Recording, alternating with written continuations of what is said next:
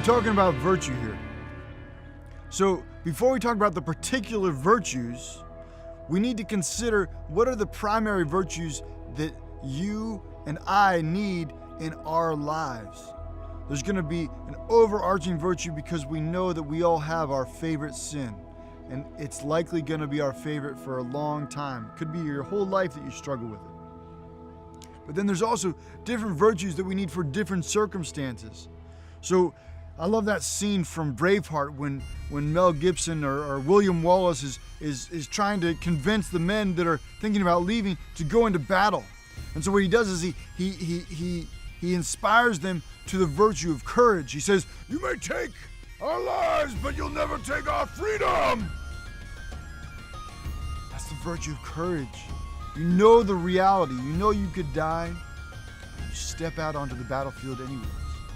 And so we need to have particular virtues at particular times.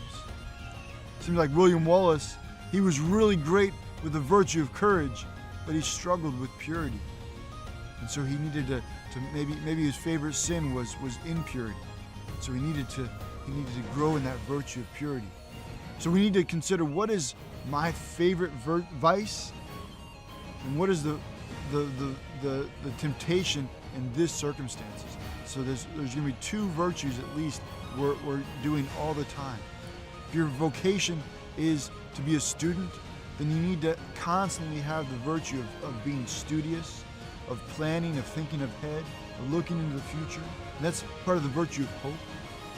And then if you're cramming because you didn't plan very well, then you're going to need, in this case or that case, the virtue of patience to control that anxiety.